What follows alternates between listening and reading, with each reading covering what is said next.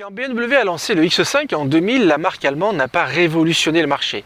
Certes, on avait des moteurs plus puissants, plus efficients, un châssis plus sportif que ce qu'on trouvait sur le segment, mais rien qui ait vraiment apporté un énorme plus sur le secteur. Par contre, avec le X6, puis le X4 et aujourd'hui le X2, BMW crée un nouveau segment, le SAC, le Sport Activity Coupé.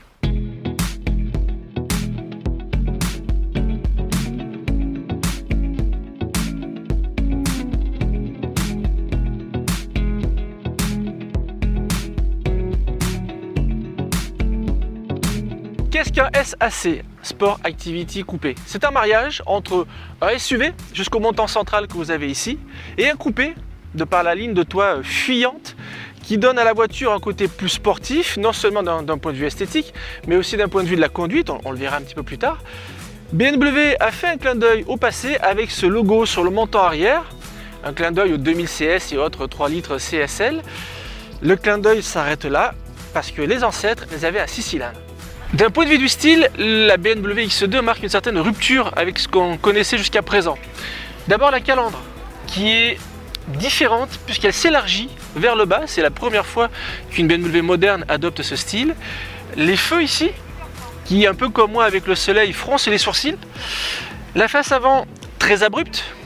Et puis cette finition M Sport X, des effets et des éléments de design qui la différencient de l'ensemble de la gamme.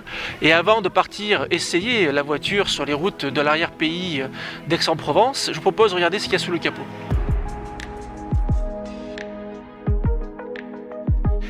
Sous le capot du X2, dans le cadre du lancement, on a le choix entre 3 motorisations. Le 20D, que nous essayons aujourd'hui, le 25D et le 20i. Arriveront ultérieurement le 18i en version 3 cylindres et un 18D en version 4 cylindres. Et on n'a pas de 6 cylindres? Non, Adrien, il n'y a pas de 6 cylindres parce que, à ce qui paraît, ça rentre pas là-dedans et il n'y a pas de marché pour ça. Allez, on va essayer le 4 cylindres diesel.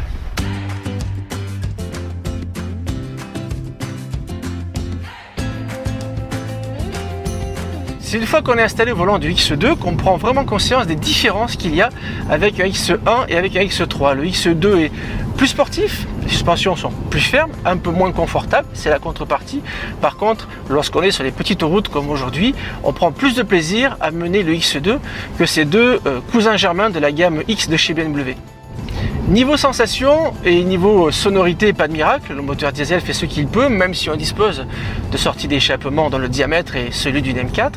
Et ne perdez surtout pas de vue que malgré tous les efforts qu'ont pu faire les ingénieurs de la marque pour ce X2, on a quand même presque 1,6 tonne à emmener. Les lois de la physique sont ce qu'elles sont et qu'à un moment elles vont vous limiter. Enfin, dernier point sur lequel on peut comparer le X1 et le X2, c'est l'habitabilité. On a une garde au toit qui est plus basse de par cette forme de coupé. On a une modularité qui est moindre puisqu'on perd aussi la banquette coulissante dont on dispose sur le X1.